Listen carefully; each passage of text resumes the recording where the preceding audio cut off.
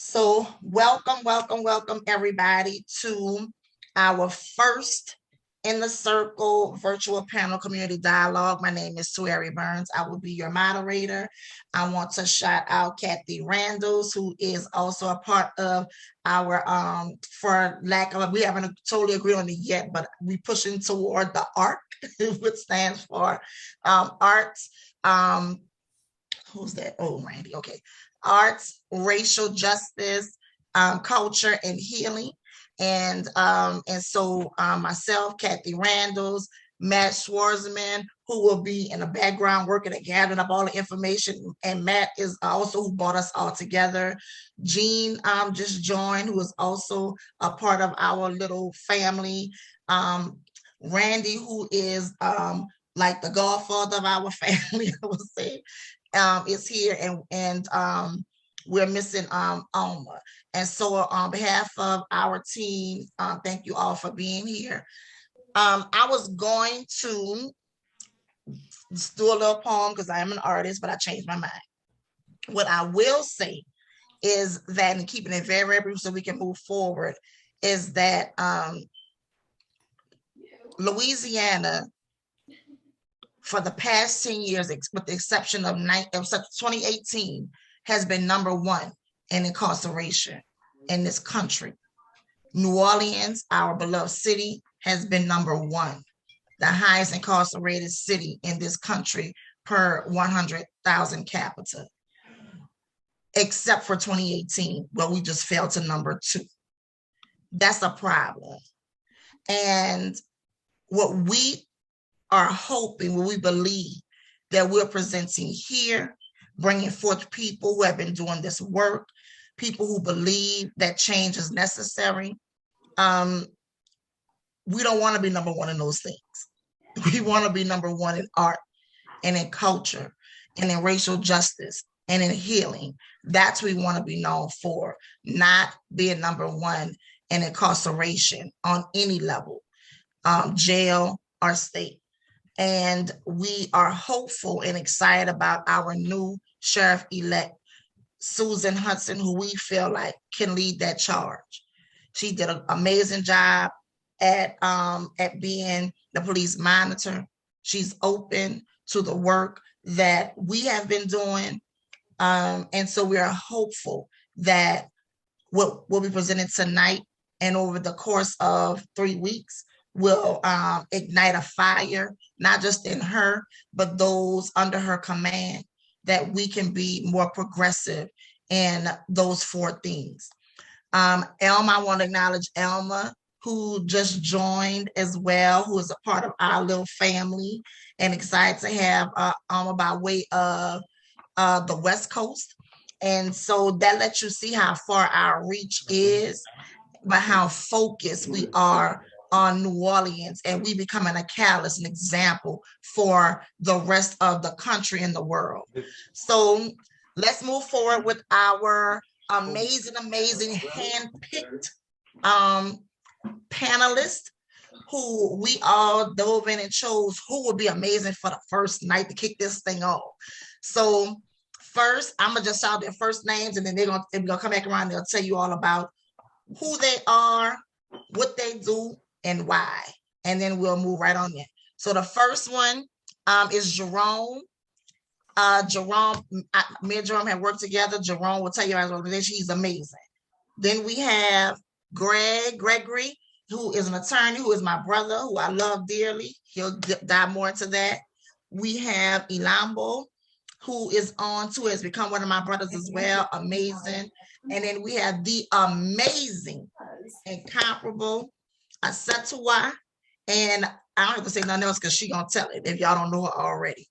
And we have one more person that we're gonna be that'll just jump on when she gets here, and that is Rachel Lewis from Travis Hill. So Jerome, we're gonna bring it back around in that order, and y'all can do the who you are, what you do, and why.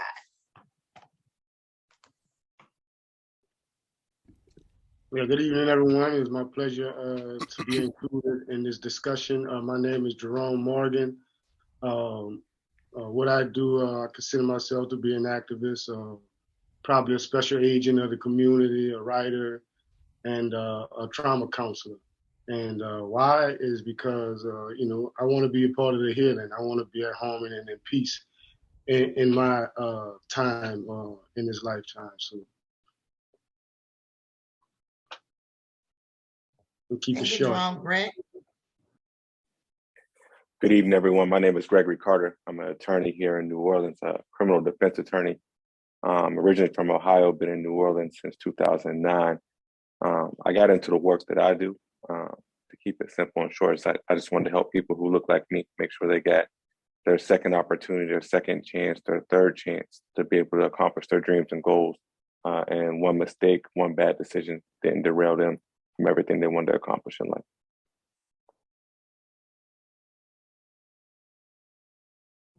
Thank you, Greg. Next, Ilamba.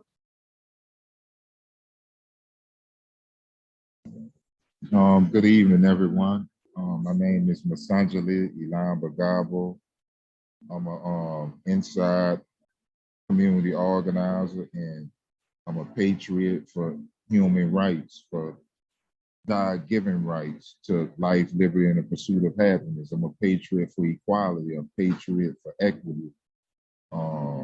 And I do this work because this is who I am. This is what I do. I'm against oppression, and I'm against slavery. And that's not what we're supposed to be doing, on this earth. That's not a part of,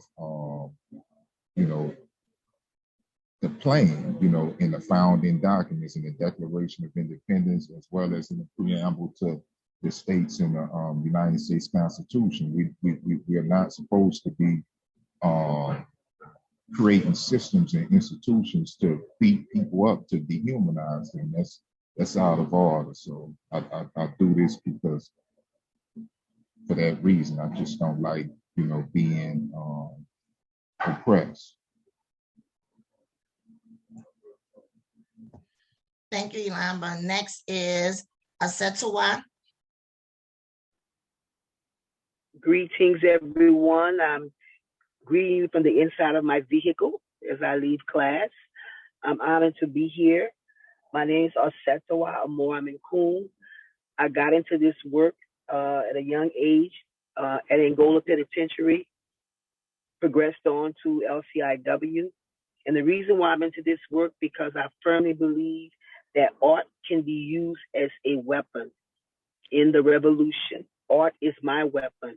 And I believe that art can be used as a tool for education, revolution, activism, and healing. I really like that synonym, that art. I really like what you guys have picked up on. And I believe until all of us are free, none of us are free. The struggle continues. Ashe. Ashe. Before we dive into the panel, to the questions, I want to give everybody some housekeeping rules. So we are taking questions. I'll let you all know when we'll be doing that. But all your questions need to go into the chat. When everything, you are welcome to absolutely use your emotion icons for, smiley faces, the heart. I saw Jerome use that earlier, but not the raised hand. If you have anything that you want to say, drop it in the chat and it will be acknowledged. If and only if somebody else, another community member asks the same question, then one of your questions won't be, doesn't make any sense. So we don't want you to think that we're ignoring you, is that somebody else, y'all, great minds think alike. So somebody's thinking the same thing that you're thinking. And, but if not, we're gonna, if time allows, we're gonna try to fit in every question, comment, concern. If you have a very specific question from one of the panelists, be sure to say that. So if the question is for Jerome, say this question is for Jerome, or just at Jerome or whatever, and that will be acknowledged as well. Our beautiful Kathy Randall is serving as timekeeper. We keep it everything to 2 minutes for the sake of time. So what I like to do is jot my stuff down. So if I got to look at it 50 million times to make sure I can get it in that time frame, then that's what I do. So this is for the panelists and for the community members who are asking questions or have comments. Keep it to 2 minutes. You want to be respectful of everybody's time. So, and I promise you, we want to try to get everything in. Kathy is trying to say something. Yeah, I just wanted to let y'all know that the way I'll help you with time is I'll put one finger up for when you've spoken for 1 minute, and then when it's 2 minutes, I'll go like this and wrap up to say, please wrap up what you're saying right now. And while I got the mic, is there anybody of the panelists who can't see me and needs me to give those signals audibly instead? Okay, great. Thanks, y'all. All right, good deal. And throughout the night, you may see our amazing Matt, our connector, dropping in the chat our social media handles. So we are on Facebook, Instagram, and Twitter at In the Circle 504. So you may see him dropping that information there. And tell a friend. We're doing this next week, the week after that, the week after that. So bring a friend, tell a friend. They can hit us up there, and then we will shoot you the information that they need so they can register as well. Everything, we were very specific with the registration/survey because all of these things will be going into our what we call the wall of resolution. This is very important to the work we do. A lot of times we talk in silos or just with our small cliques, but if we are truly talking about change, committed to change and committed to social justice before we can even think about getting to healing, we have to come up with our weapons. As Mama Masatoa said, we have to do that. That's important. And that's the wall of resolution is about. People can come on our social media and see that wall, and they can use these tangible resources in their respective communities with their organizations. And so that's what we want. So we are ready to move on. Anybody have any questions about anything that was just said? Wonderful. Okay. So the first question, we're going to change the order and we're going to go with Mama Satawa. So the first question is, why did you accept the invitation to join this panel specifically and the community discussion in general? I'm just tired. I'm just tired of watching the news, hearing the statistics on the media, seeing how the prison industrial complex has impacted my community. And we just, as a community, as a nation, America just continues the same song. It's time for us to change the way we respond to people who interact with the criminal justice system. We know that it is in prison and jails where the intersection of poor education, poor housing, lack of financial opportunities, lack of sustainability for health and food intersects. When you get all those factors that's not working correctly, it usually intersects in the criminal justice system. So I really appreciate being a part of a solution, offering a different paradigm to change the narrative. And that's why I want to be on this panel. It's time for a change. Thank you for that. Next, we have Jerome. Same question. Why did you accept the invitation to join this panel specifically and the community discussion in general? Well, why I accepted it because, I felt an obligation. I always feel an obligation. I have a calling, with art and, a calling to change this, this violent, competitive culture to a culture of peace, and playing my part. I see art as a team sport, and, I just want to be that color that we need to paint this pretty picture. I love that. See art as a team sport. All right, next we have Greg. You need me to repeat it? No, I'm good. So, I mean, generally speaking, whatever Tuere asks me to do, I'm down to do and sign up for. But more generally speaking, when it has to do with the community and uplifting our community and finding answers and solutions, or just getting on the same page so we can all work together towards a solution, I'm always available and always ready and willing to sit down and have those conversations. We only go far if we work together. And so to come together as one tribe, one community, to have these conversations so we can make this journey and get to where we need to be, I'm always up for it.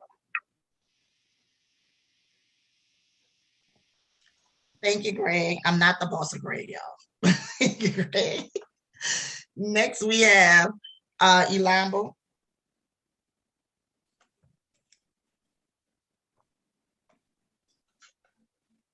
As you know, too, this is I'm gonna do this work for the rest of my life. I've been oppressed for 43 years of my life, and the rest of my life, I decided I'm gonna commit to being a part of change.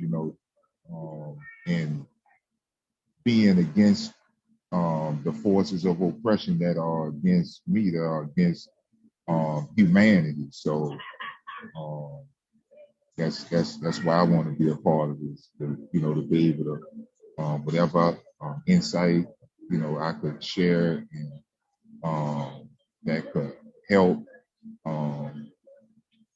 help improve and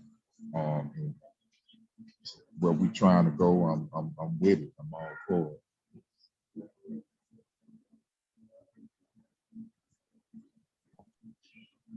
Thank you. Next question. Arts, racial justice, and culture. Arts, racial justice, culture, and healing is the infusion that our small collective designed as a necessary process to assist with true rehabilitative, consistent programming for those behind the wall. As artists, culture bearers, people directly impacted by the system, and just taxpaying citizens, how do you envision implementing the aforementioned and why? So how do you envision implementing arts, racial justice, culture, and healing? So we're going to start with this time. We'll start with Greg.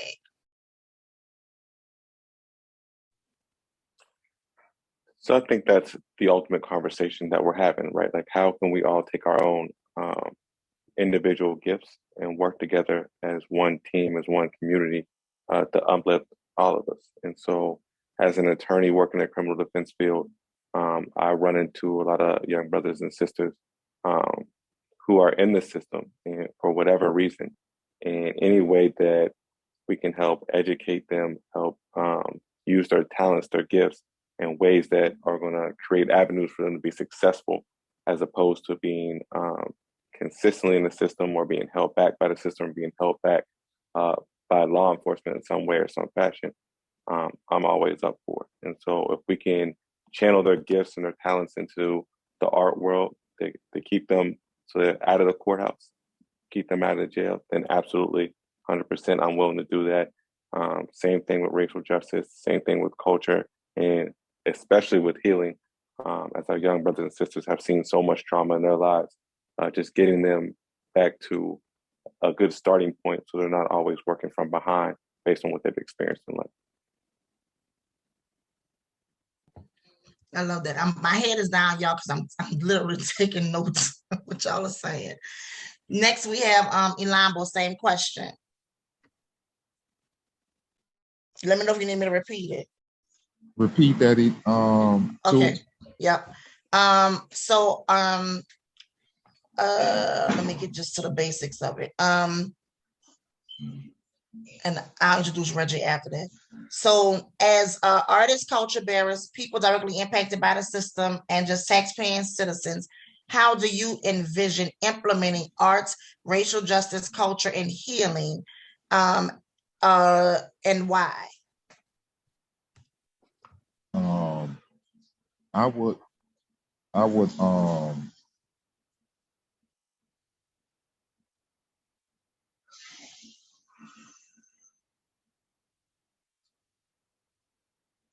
I would start with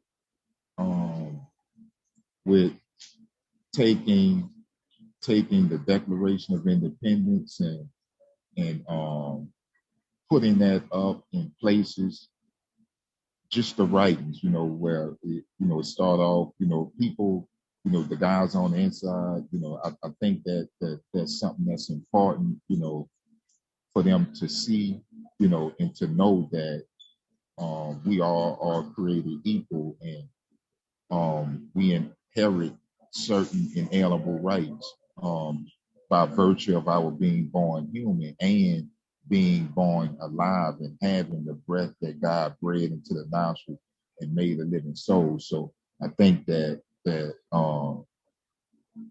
having that document up, where incarcerated people can see that, as well as the other founding document that I mentioned, which is the preamble to the Louisiana Constitution, which is patterned off the federal Constitution, which states that we the people, in order to form a more perfect union, ensure domestic tranquility, provide for the common defense, promote the general welfare.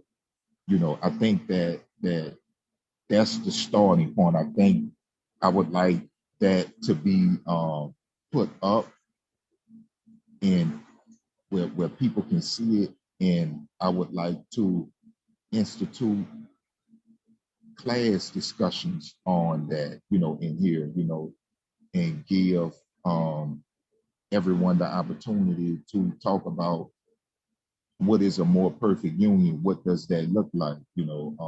What does it, means or look like to promote the general welfare of every human being.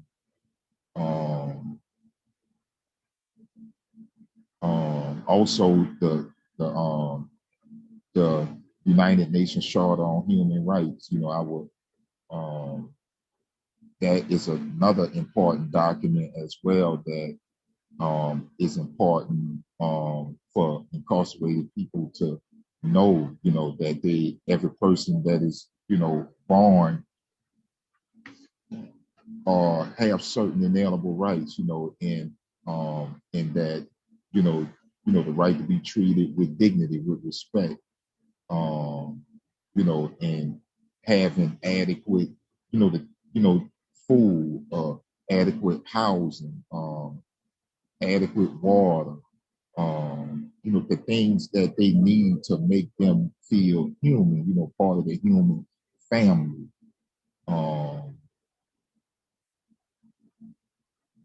So that's how I would, that would be my starting point right there, with and also as well as having the program set up so that incarcerated people's their loved ones on the outside could be a part of the discussion as well.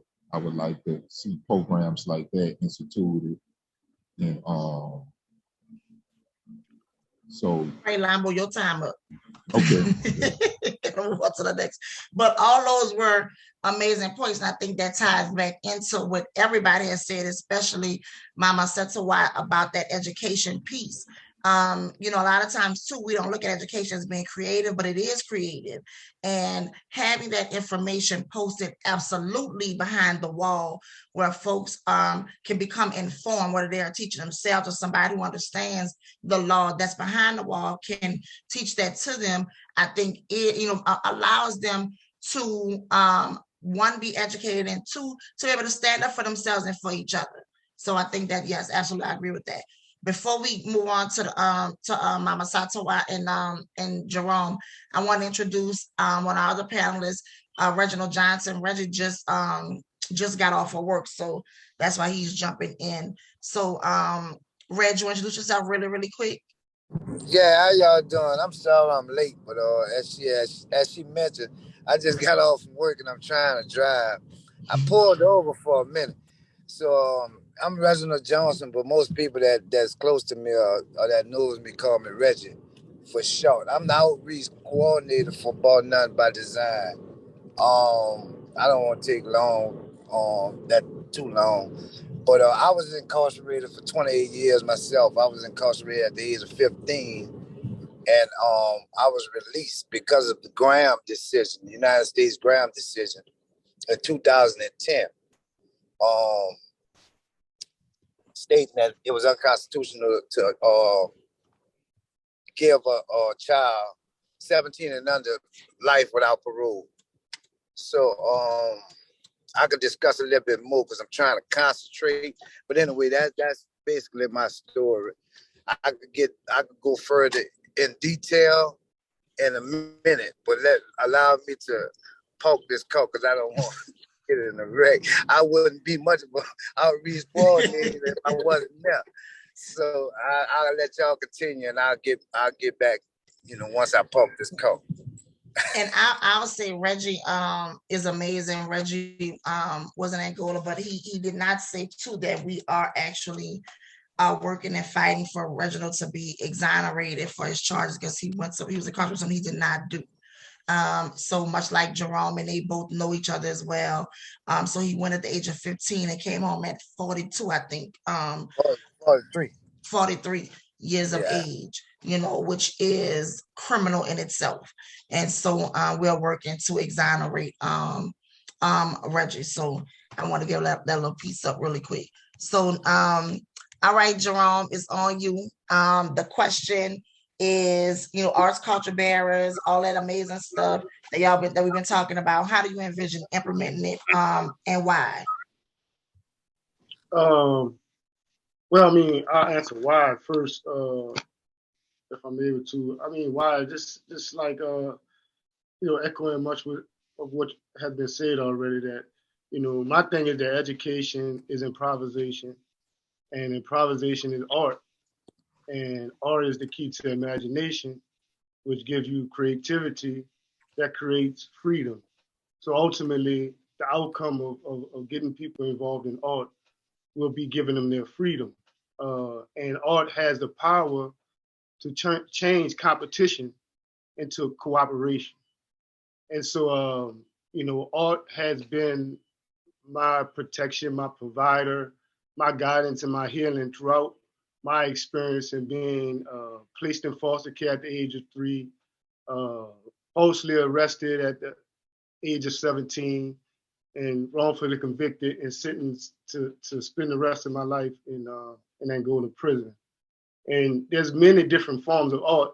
I would like to implement, initially, if there's, a choice that has to be made, writing, as a program inside, as an art program inside. But there's so many different forms of art. I've done art with Play-Doh. I've done talent shows. I've designed clothes. I've cut hair. To me, art is a lifestyle. It's not a skill, but it's the avenue to reach other transferable skills. And so, empowering people with that, like I said before, is actually giving them their freedom.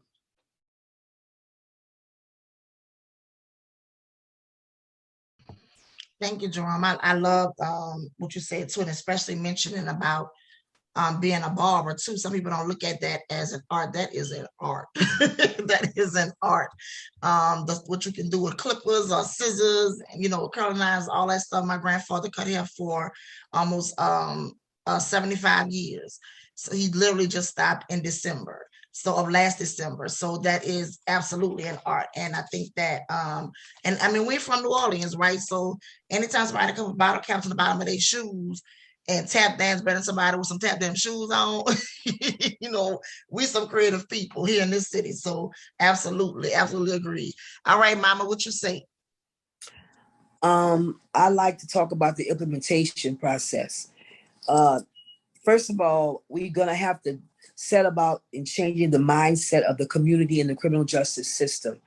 We're going to have to do a series of community engagement where you inform people exactly what the conditions are. Every time the graduates perform, we always ran into people who just didn't know it was like that. And we are in the fight, so we know what it's about. But you would be surprised at the people who don't have a clue. Unless it's somebody in their family who's been arrested or incarcerated, they have no knowledge of it. So we have to begin to change the mindset, first of all, of the components of the criminal justice system, because we have so many people in influential positions and influential jobs who do not believe that incarcerated people demand humanity. They just think they did the crime, they should go to jail, whatever they get, they get. That doesn't mean that they lose their humanity. So we have to begin a process of educating them as well as the community about not just statistical stuff, but the little things, the things that we don't have a clue as to what happens with the criminal justice system and how it affects the family members as well as the community. My second part of implementation is about the artists themselves. Whoever we get to go in there, they're going to have to be trained. Just because you're an artist doesn't mean you can just enter into the criminal justice system and be effective in that environment. We have to, first of all, we already got our acronym, ARC. I love it. I just love that. I just think it's on point. Then we have to make sure that the artists that we employ believe wholeheartedly into that philosophy and buy into it. All members should take Undoing Racism workshops with the People's Institute to make sure that when you go into this, you're not bringing any additional baggage from your inner self in helping these people. Because I'm going to tell you a short story. Am I over 2 minutes, Kathy? Okay. When I first started working in the women's prison, which was different from working at Angola, because we were women and they were men. There were certain things, we just couldn't do certain things with them. But because I work with women, when Kathy first asked me to come, I was thinking, okay, I'm going to teach them this, I'm going to do this, I'm going to do that. But when I got there, the script was flipped because they taught me. I went in there with this open mind thinking that I'm going to give them this. But the reality is incarcerated people have so much. They're so smart. There's so much knowledge, so much wisdom that we have to make sure that whoever goes in there to work there has the proper mindset to be effective. And that's how I would implement the programs. Yeah, I'm going to leave it at that. But the key is education, education, education, education. You must be all up in my head. I promise you. This is they can tell you. This I preach this over and over and over and over and over and over again. That training is so critical because of those biases that sometimes we don't even know exist, right? That has to be removed. That has to, because it's still poisoning. And even when you spoke about, first of all, you tied everything in that has been said thus far. That open-mindedness that has to exist, right? Is so extremely important in doing this work. You know, I tell people all the time who want to do the work that there has to be a training first. And the first time you tell me that you burnt out, I know this is not for you, because we don't get burned out. We take breaks, we catch our breath, and we go right back in. We don't get burned out. If you burned out, this is not what you're supposed to be doing. And there's nothing wrong with that. You know, that humility and grace, though, that you were talking about is imperative. If you don't have humility and grace going behind that wall, then you go in there thinking that you wear a cape and some type of initial on your chest, and you're going to go in there and save the world, because you have clearly forgotten these are people that came from out here. So they knew how to do stuff before they came in here. And so we tend to forget that. And so I absolutely commend you for the humility and grace over everything that you have, allowing them to be able to teach you, because you knew going in, these are people. And as much as I want to give to them, as much as I'm going to take from them with me, and I can use what they're teaching me to educate those of us on the outside the wall. And I think that that's important. So absolutely, thank you for that. All right, Reg, the question is, because you missed the first question, so we're not going back for that one. As artists, culture bearers, people directly impacted by the system, and taxpaying citizens. How do you envision implementing art, racial justice, culture, and healing, and why? And I want to say real quick too, I want to shout out Matt too, because Matt came up with the art. So that was his idea. I thought that was brilliant because it connects from one to the next. So I love it. The arc is deep. The arc is deep. I like that. Yeah, I like it. Yeah. All right, Reg. What the acronym? What the acronym stand for? Art, Yeah. Racial justice, culture, and healing. I mean, personally, what and my situation, the best thing I could come up with as far as implementing all that in the criminal justice system is to bring light on a little bit of everything. A little bit of we need education. Education, education is number one. We already understand that, right? Because in most instances, if you don't have education, you won't understand a lot of things that's going on. But as far as what it was getting on my mind, just he just getting home. The racial justice, culture, and healing.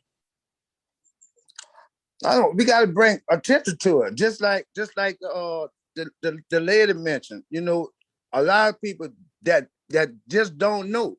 People, you have people that want to help but don't understand why they helping. Right? They just but unless they don't understand why they helping. Really, to be honest with you, a lot of people. And then you got people that we come in contact with that's not aware of the things that's involved with trying to help formerly incarcerated, or families of formerly incarcerated, people that just concerned about that situation, and people that's concerned about the racial disparities that's going on, with our criminal justice, right? Right? I mean, you hear it, but they don't necessarily see it. You know what I mean? We hear, so the thing is, to me, I would like to, first of all,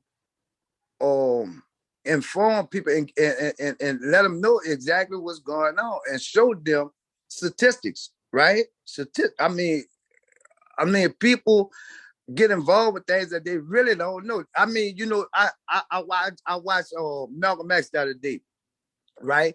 And I watched it a couple of times, but a lot of things I didn't really get until this white lady. I'm not racist, right? But I'm racial, okay? It's different, that. But and the lady asked Malcolm X, she not racist. The white girl, when he was going to speak at the university, and she asked him, I'm not racist. I want to help. I love what you stand for and everything. What could I do? Right? And Malcolm just said nothing. Right? Right? Because we got a tendency. It's just like me and you had the discussion about having different races trying to teach our children how to be Black. Yeah, understand? And so, I mean, all I can say basically is informing people, because people don't understand. A lot of people just don't know. They hear it, they in some situations they see certain things, but they really don't understand. And we could be that voice to bring about that change, because the disparities is overwhelming, Yep. All right, y'all. That was a great segue to Reg, to the next question. But something you said here right on the head. We have people who are helping that don't know why they're helping, and that's deep. Because we do. I just want to, but why? Why answers all of the questions. We know we can get, we get some information out of what's in the who's and the where's and the hows, but we get it all out that why. That why is the root of it. That why makes you take the Band-Aid off and dig deep into it and come up with everything. And so that why always has to be answered. It's critical to have that understanding, so that way you're going in with eyes wide open on the work that you're doing. And one thing that you do understands that this is bigger than you. This is Right. bigger than us. And so that's a great segment to the last question. What advice do you have for anyone interested in getting involved in the work around the prison industrial complex? So we will start with Reg. What advice do you have for anyone who want to get involved? The advice I got is be sincere, be sincere, put your heart into it, and really mean what you're doing. I mean, I be passionate about what you're doing. My thing is this here: if I'm involved with anything, I'm gonna be passionate about it. I'm gonna research it. I'm gonna learn about it, and I'm gonna be passionate about it. It don't. I got a problem with exerting unnecessary energy, right? And oxygen, right? You know I got that saying, right? So my thing is this here: if you're going to go, if you want to be involved, if you're going to get involved, be passionate about it. You know, be passionate and make sure it's something that you want to do. That, I mean, not because somebody else wants you to do it, or you feel like I'm gonna do it because somebody else want to do it. I be passionate about what you're doing. I like that answer. I like that. Jerome?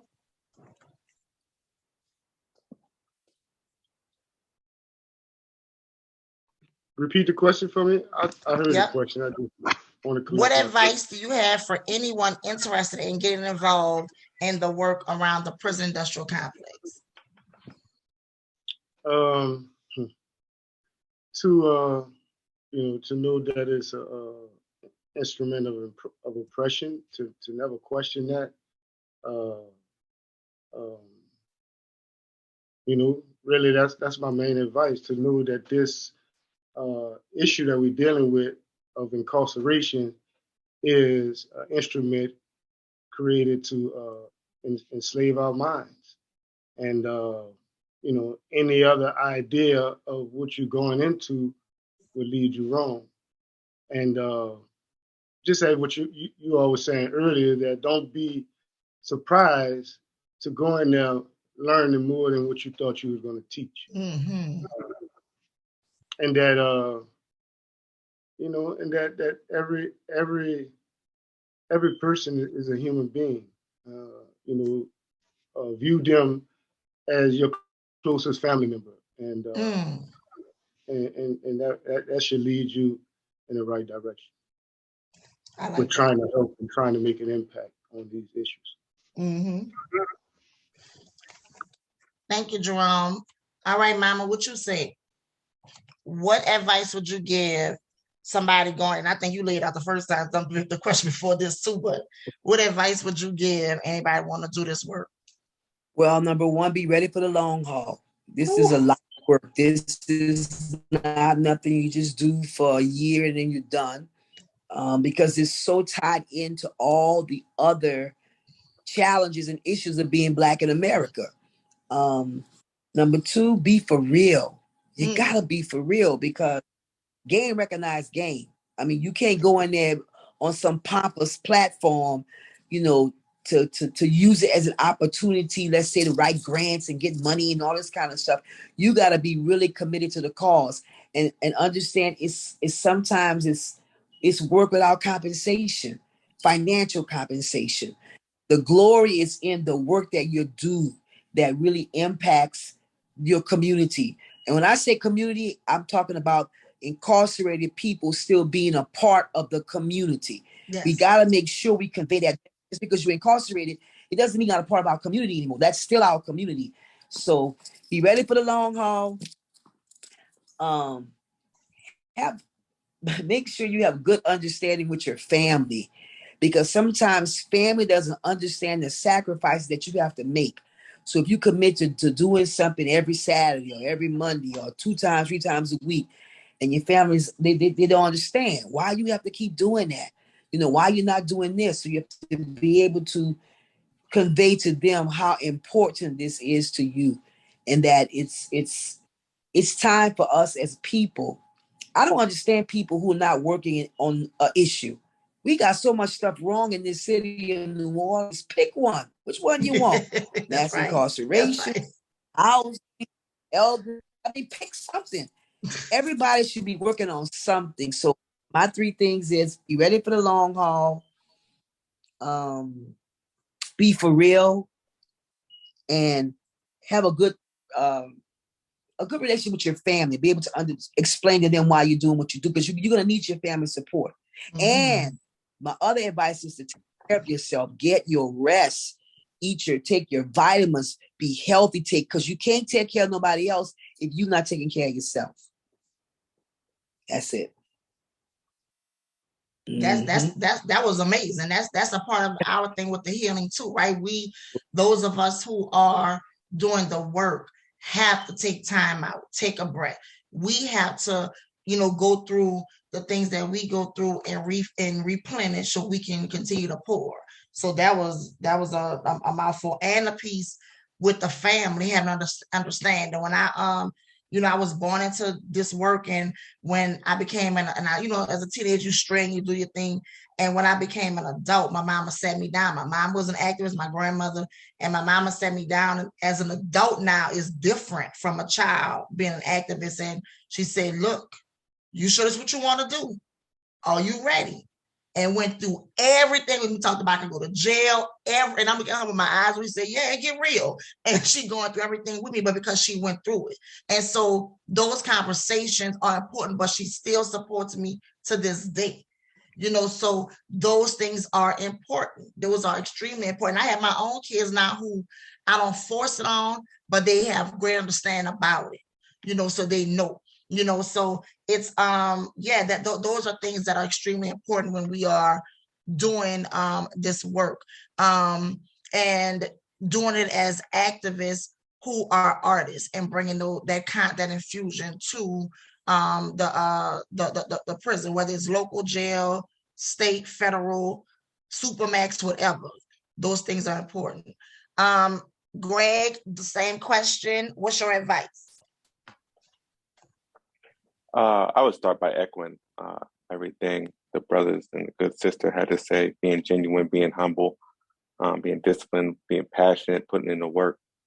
I started off in the public defender's office back in 2009, 2010. And a lot of the public defenders who come in the city, who start in this city, were transplants, but from other parts of the country. And there's some pushback against that when you start working. And one of the things people would say to me, coming from Ohio, say, did you come down here to save us? Like, you think you're like Superman, you come down here to save us.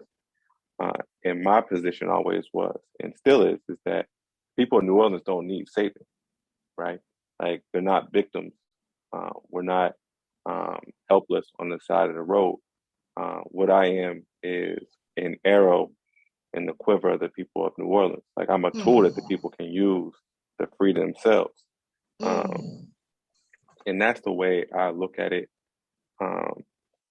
We are all just tools being used to help our people, to help our community move forward.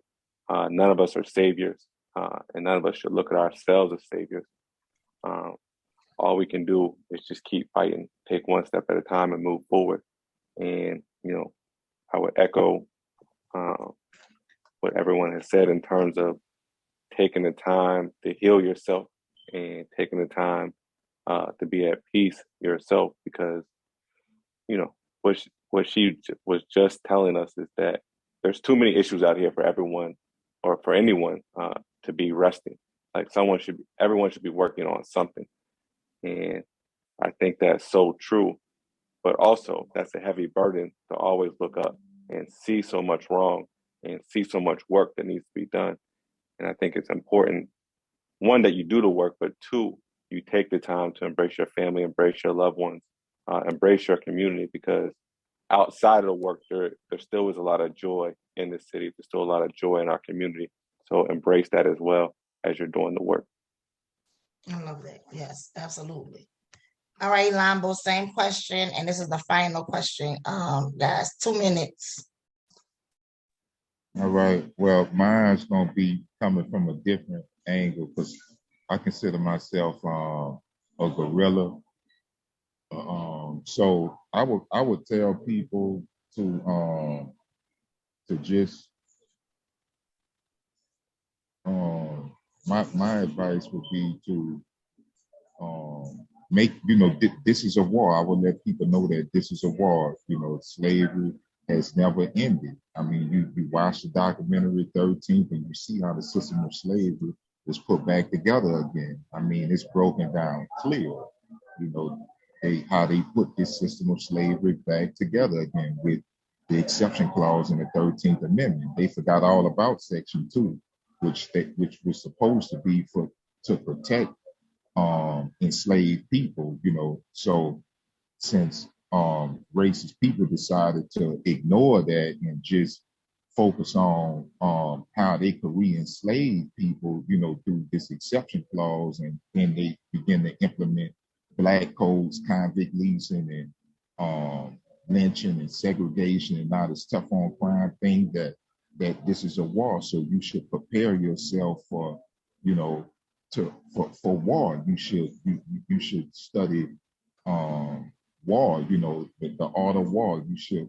make yourself strong mentally, physically, emotionally, psychologically, read leadership books, read books on meditation, stuff like that, and just, make yourself strong, all the way around the board in all those areas, because it's like the system, like somebody was saying about preparing yourself for the long haul. The war has never ended. The battle the war it was transferred from the battlefield to the institutions of society. It's a policy war that we're dealing with, so just make yourself strong. I'm taking, like I said, I've been taking notes and also taking in a lot of what everybody, has been saying. And, we unfortunately, we are at war, right? We know that now you're hearing that we are embarking on World War III, what is happening, with Russia and Ukraine. But the reality is that for some of us, we have been at war from day one. And it's an unfortunate and sad reality, but it's reality still. And going back to what Mama Setawa said, that, this city, as beautiful and amazing as our city is older than this country. And that's why you people from New Orleans always saying, I'm not from Louisiana, I'm from New Orleans, because we're older than the state. And so as beautiful and amazing as it is, it's still one of the most segregated cities. It's still, one of the scariest cities to live in, because people are intentional about not doing things to make it a better place, a safer place, a more amazing place, as it is. I'm born and raised in New Orleans, and I got a gazillion workable, doable resolutions for the things that we can do when it comes to our young people, our children. I'm educated by training, 25 years in the education system. And what I will say is that, when I used to go into the courthouses, which was 3 and 4 times a week, especially in the juvenile spaces, every time I came out, I would sit in my car, cry, because I am intentional about not being desensitized to it. How can I be desensitized to it when they have children back there? Louisiana starts incarcerated at 10 years old. 10. There's more money in the prison industrial complex than it is in our education system. And that's a fact. Right now in this country, Black men are the highest incarcerated, followed by Black women, and then Black children, and then white men. You're locking up an entire family. That's what this system is doing. And it starts with jail. It starts with jail. That's why these efforts around OPP are so critical, because that's where it starts. That's the first breaking point. We're going to break you in here. Then the courthouse is next. So you have anxiety about that, what that's going to look like for me. And I might be able to afford a lawyer. So what that's going to be. And then to, OPD, I may just be a number, so it's all of these things, right? And we are impacted as family because I can't pay the bail money. So they got to sit back there. Now they didn't lost their job and I got to take care of their family. It's all of these things. This city is not broke. This city is broken. It's broken. And that's a big difference, right? And so I think that this right here, this piece, putting it together this way and even being strategic with it becoming and the arch. And we didn't set out for it to be like that. I promise you we didn't. It was divine order. It lined up like that. It lines up like that, but perfectly. Because that healing piece comes after the work is done, right? And the work is done with art and culture being a part of that process. This is a process, right? But all of us here in this space, and then as we roll out our antennas, we grab more people in, and we continue to push forward and press forward and demand better for all people, so we can truly start a healing process. You know, once I start healing, I don't want to keep going back to having to heal again because you didn't stab me again. I don't want to do that. I want to heal one time. You know, if I get cancer, I want to be rid of it. That's a wrap on that. We good, right? Not having to keep back because you just took a little bit of the cancer out of me. Take it all. If you're gonna operate on me, I want it all out. Do everything, whatever, you know. And I think that's what this art provides. So now we move into the beautiful community of this, and we are right on time. I'm so excited about that. So first, I want to say thank you to all our amazing panelists. You did an amazing job. And this is just the first one, of course. Like we said, tell a friend and tell a friend and tell a friend. Bring them to the next one, and we're gonna keep this going. Don't forget to drop all of your comments or questions, everything into the chat. I've been seeing peeking over there at Matt, been running the chat and putting stuff in the chat for you all to kind of follow. Again, when we're done with this, be able to visit our social media handles, be checking out for our wall of resolutions and all of these amazing things. Because again, as much as we salute and are excited about having a new sheriff that we are hopeful will do be fair and practice equity and equality and justice, we still will hold her accountable, right?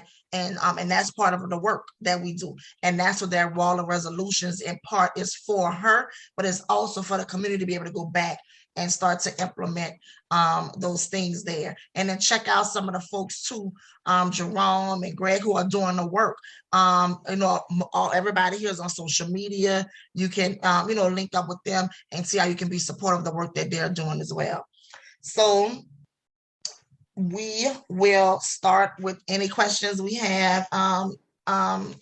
Matt? The chat box is open. I think if you have a question and you simply want to ask it, that's fine too at this point. The way I think we've come through this first part. Are there questions?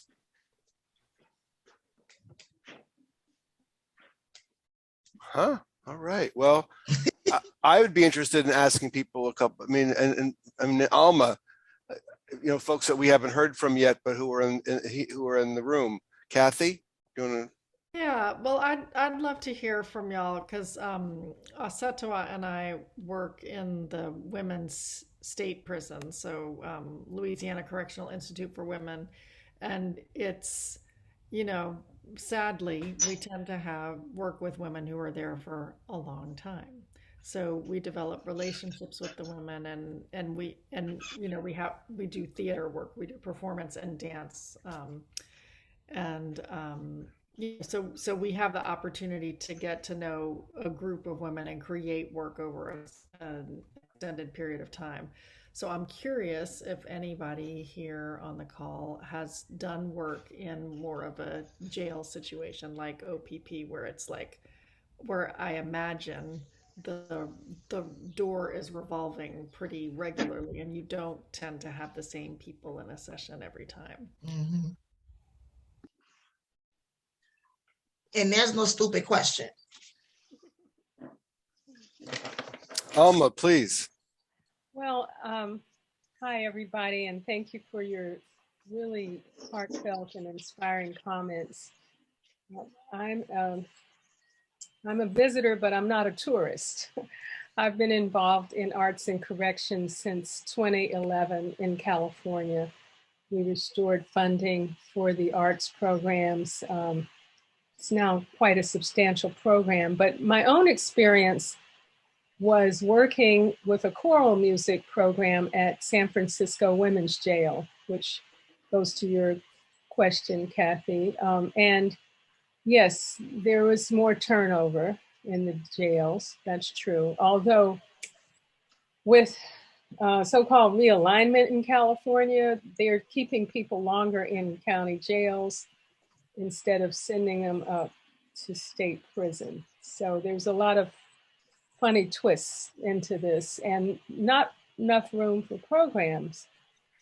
So we had to squeeze in this choral music program, but we did get the support of the jail's program coordinator. She was very interested in having choral music. And when we were planning this as a demonstration project, we asked them what kind of program they wanted to see. She said, well, I like to sing. How about choral music? And so we found a woman who would teach Negro spirituals, which turned out to be very interesting. Yes, there was a fair amount of transience because people were being released. One woman was going home and asked if she could connect to the choral music program outside that the teacher was involved with at a church, which was a lovely, lovely idea. I hope that happened. I don't know.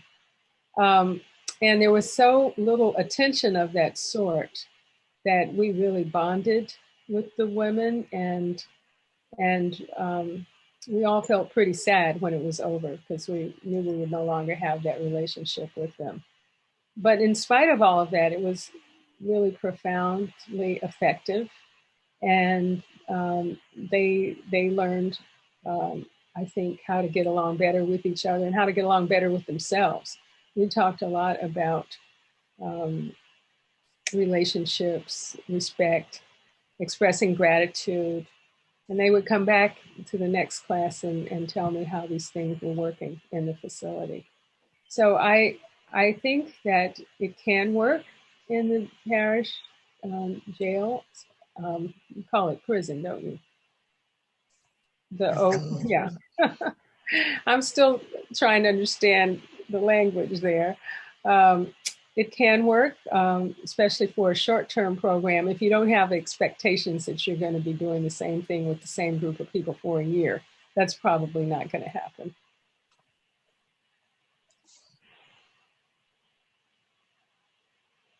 But a short intervention is really powerful as well. Yeah. Mm-hmm. Yeah, I agree. I think that too. With that, I was just writing down some of the things that you said, Alma, that you know, the short interventions can serve as an inspiration for or encouragement for them, whether they are rolling out and going home or whether they are rolling up into a prison, to continue to do, get involved or even start the programming that they were engaged in the local jail. You know, I think that's best. I think it's never facilitated that way, but it should be. And I think that's one of the things that I know that's one of the things that we discussed, Matt and I, and wanting to see that become a realization to be able to do that, and then not waste money on programming that I feel like can encourage you and right in that moment. But then it kind of, you know, it'll break your heart when you can't finish it. Like, I'm totally against GED programming in the local jail. You know, GED is a full-fledged program. And if they started and they leave, they're not finishing. So you didn't build up their hopes and dreams about getting a diploma that they are not going to get there. And I feel like soft skills, education assessment first to see the level, trying to determine the level. Soft skills and tutoring is a good way to encourage and inspire them. So when they are released, they'll find a GED program, but that's where a social worker steps in there to make sure they know where those GED programs are. So whether here, that's Delgado, YEP, or whatever programs they have in place, then the social worker, before they're released, can direct them to those spaces. Or if they're going to prison, where there may be a GED program too, then they'll say, okay, well, I've done this part, now I want to get in this program and finally earn my, diploma. And I think those resources that they put into doing a GED program at a local level can be better used somewhere else. Reg, what about? Have you ever considered a horticulture program? A horticulture program? Horticulture, like gardening? Yeah. the horticulture program. Oh, yes. Yeah, tell them about that.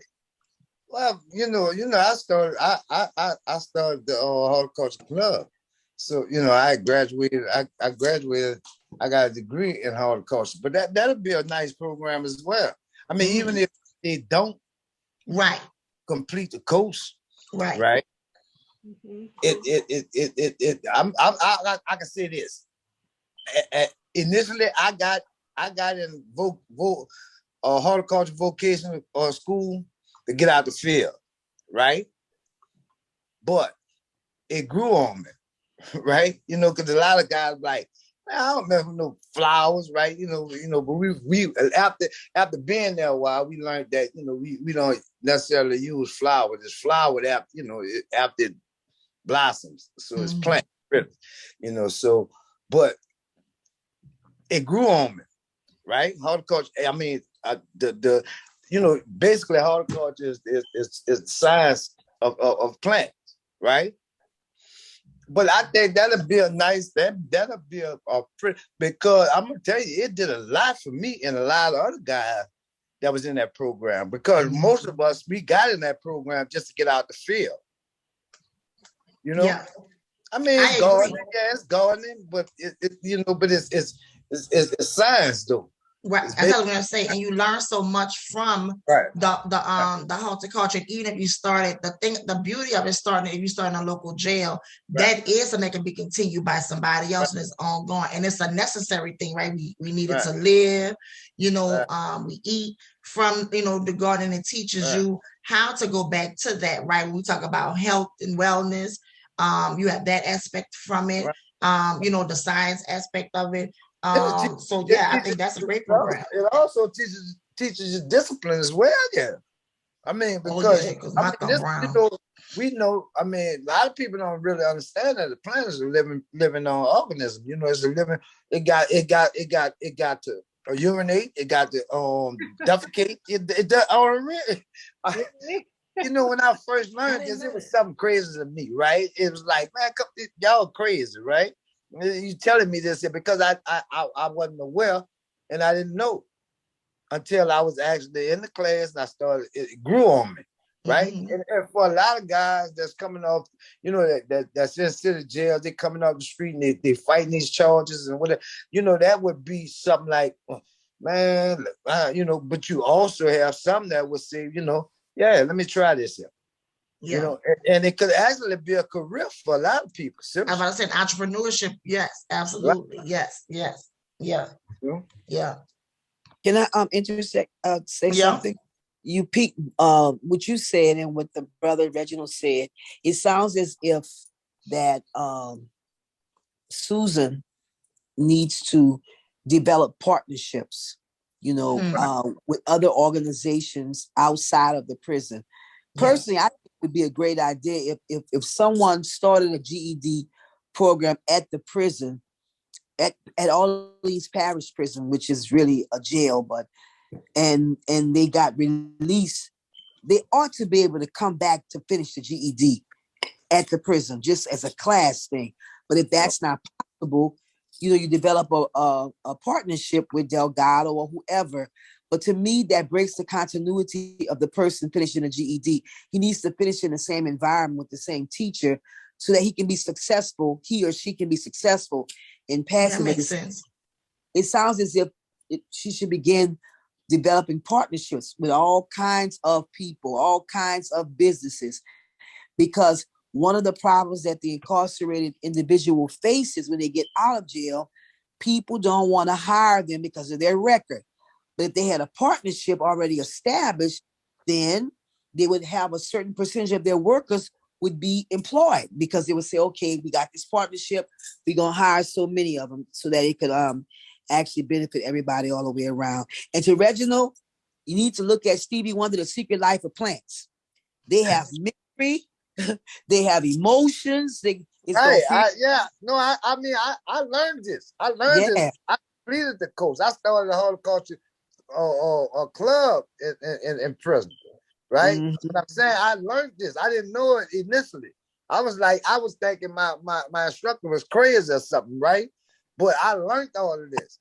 And you know, that they have emotion, that you could actually speak with a plant and get a reaction out of plants. You know what I mean? Yeah, I learned it. It's a living your grandma knew that. That's why she used to talk to her. Right. But I never understood it until I got in the horticulture program, until I got in the horticulture program and completed it.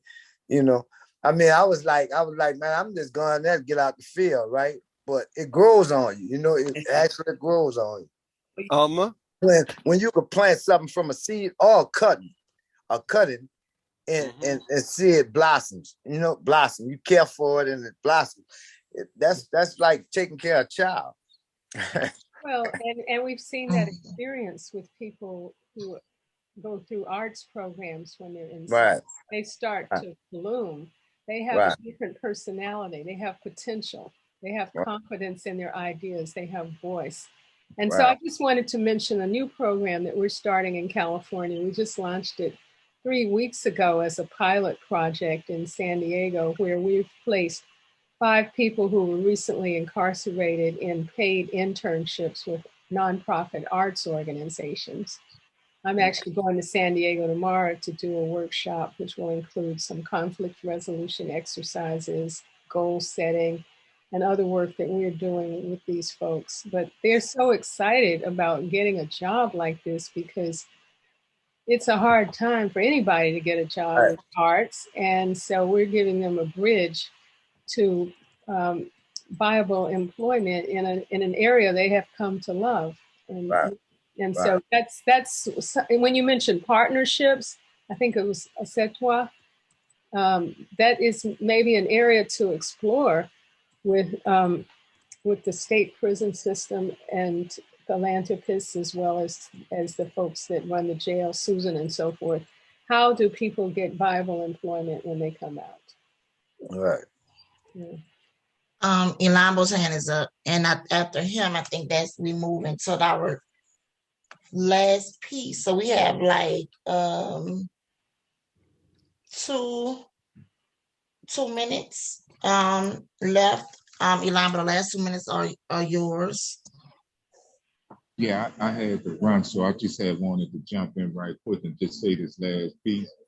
I liked everything I'm hearing, but I just wanted to just add that, you know, in terms of, you know, because I hear a lot of y'all talking about the arts and stuff a lot, and all that's fine, you know, and stuff, but just after watching those, because see, when I first got into this work, it was me being against the field, you know, in slavery.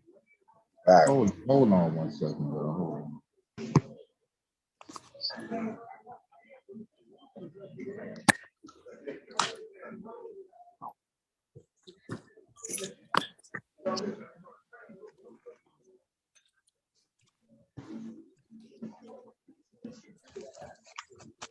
Anybody have another comment while we waiting on line? But we have we can squeeze in one more.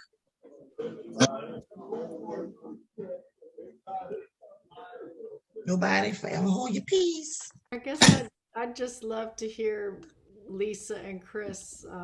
Y'all are the only 2 people on the call that I don't know personally. If y'all want to share what brought you to the conversation tonight. So, yeah, I just have. Oh, he back. I'm just, you know, where I'm at too. So it's, you know, I'm just seeing something right now. So yeah, I like what I'm hearing about the arts and hold on, the arts and all, and having people, hold on, y'all. So y'all, Ilamba is literally behind the wall right now. So that's why you keep saying hold on. Okay, I think Lisa had went to come mute off. Lisa. Hi, everybody. I'm Lisa Flanagan, and hey, Kathy, my last name isn't showing up for some reason.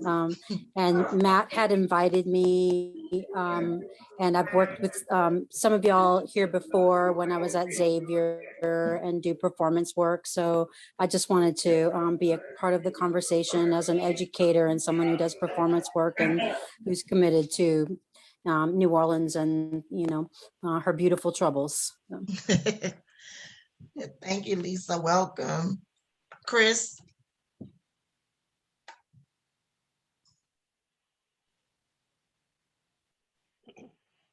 Hi, I'm Chris. Randy Fertel is a friend of mine, and I've just recently moved home to New Orleans after being away for several years. I'm coming at this from a different angle. I am an educator. I've taught developmental writing, and that's teaching writing to people who would rather have surgery without anesthesia than write a sentence. And I like that. And I've taught at Delgado, and I've had a wide array of students there.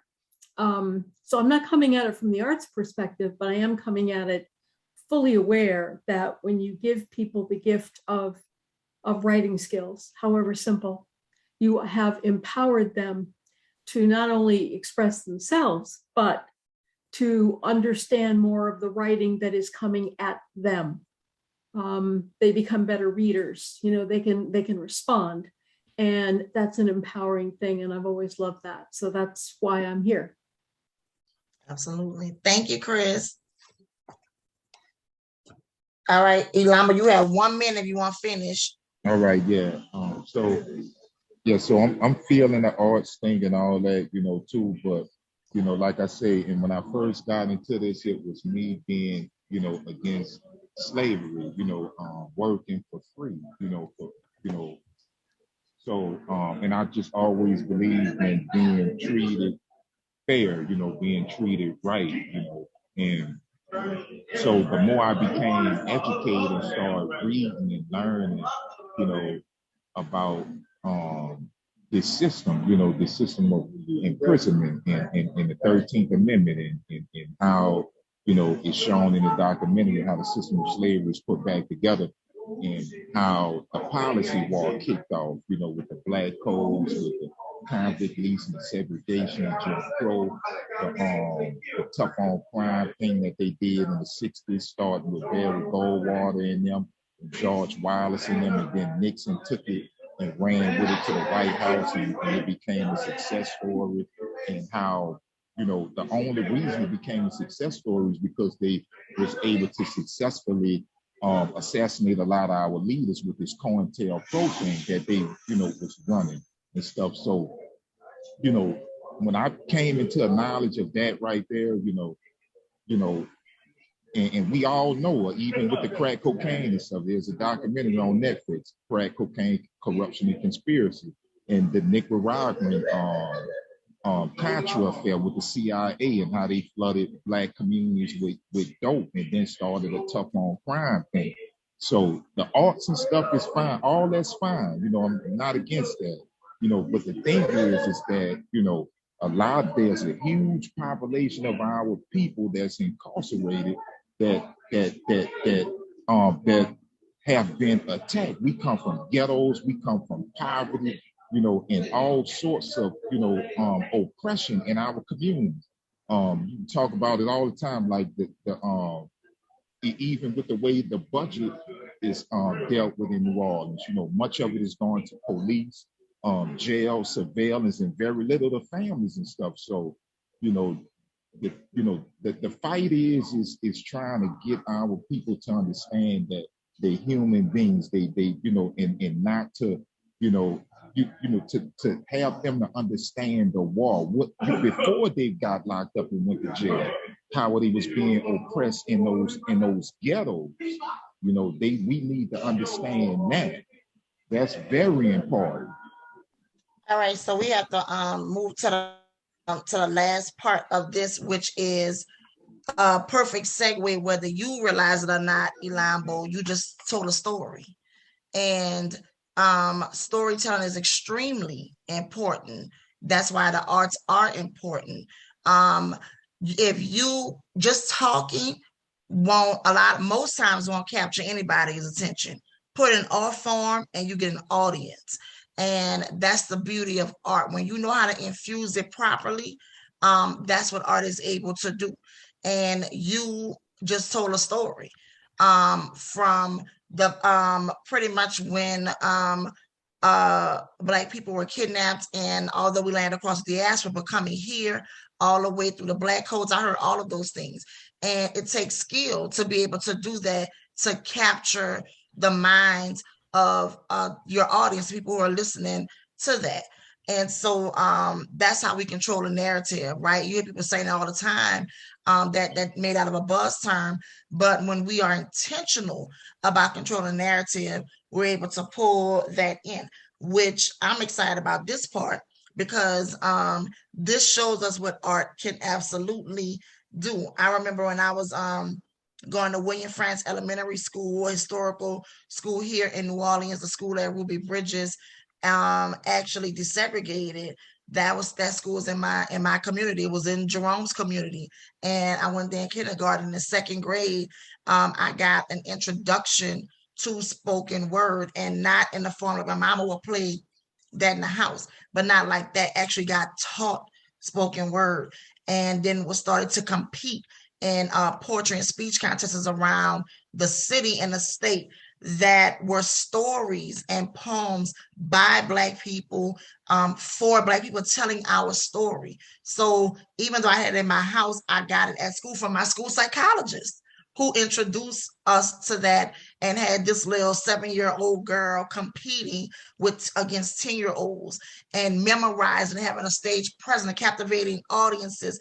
But little did I know and fully understand that the stories that I was telling were stories of heroes and heroes, people that looked like me, who fought, who pushed back, like we're doing here. And they were still committed to the arts in doing so. I laugh and tell people all the time that the Harlem Renaissance weren't just a bunch of artists. There are people either coming from a protest or on their way to it. And I think that we have to remember that. So this is a perfect segue to Jerome Morgan, who, as we know, and I consider to be a political prisoner, former political prisoner, who came home and did not stop this fight and pushing back and leaving our people behind the wall, as Mama Satawa said, and is a brilliant artist. So I'm excited about him sharing his artwork with us and closing us out. Thank you. Thank all of you for sharing your time and making art of this session. Before I begin, I just want to say right now, I'm in a hospital due to my premature son. We finally get an opportunity to bring him home after he was born 4 months premature in November. And also with that, I want to, bring attention to one of my dearest mentors, Kalamu Yasalam, who, just impressed upon my life, so much to the point where he created art out of my situation and brought my case to a classroom as a social justice project. And this, effort of creating a negative situation into a positive one gave reason for me to be free. And it was all by the hands and energy of young people. And so this writing that I'm gonna read is part of that inspiration. And the title of it is Education is Improvisation. Improvisation is art, and art is truth. Truth is caring.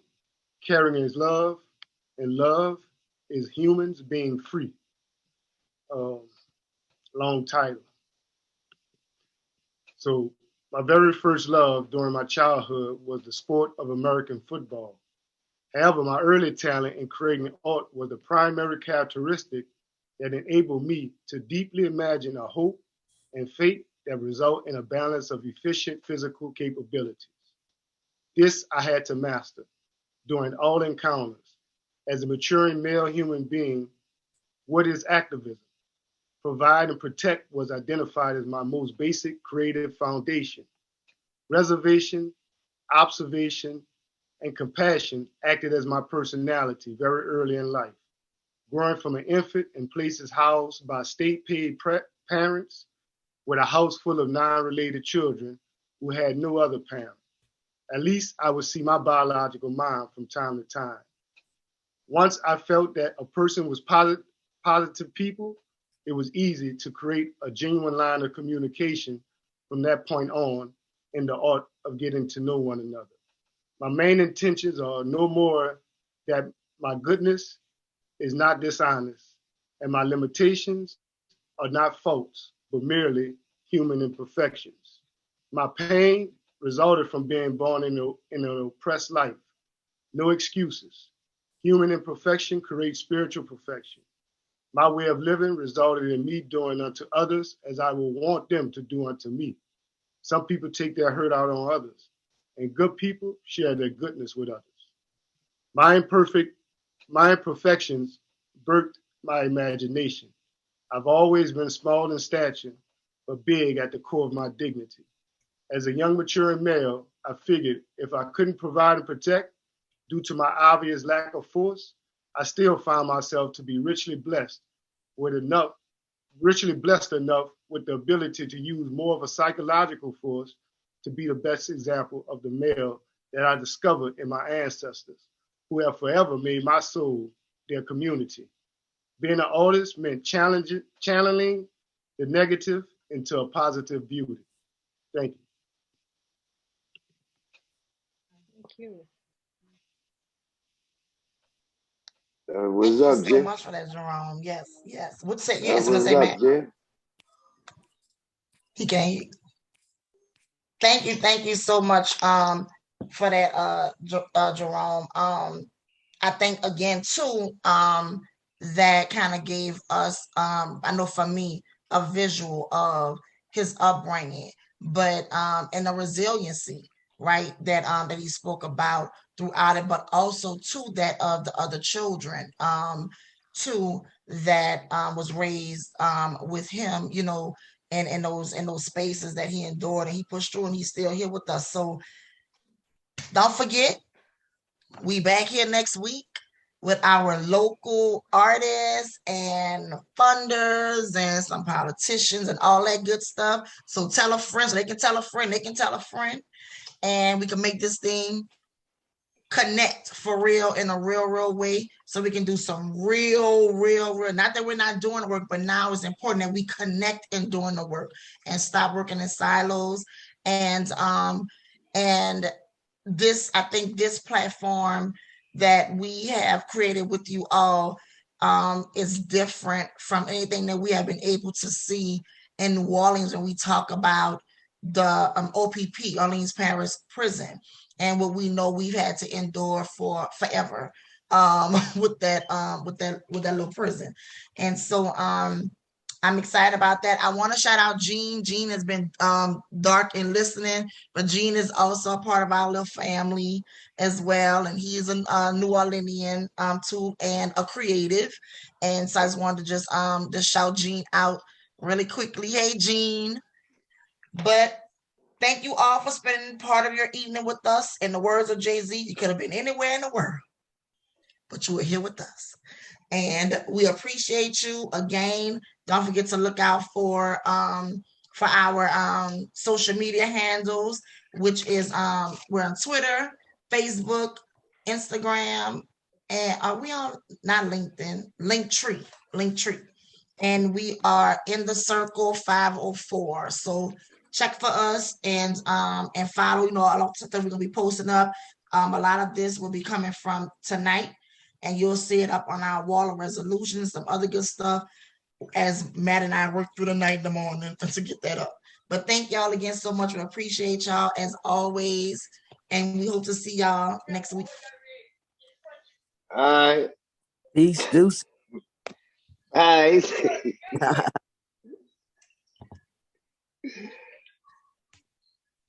Next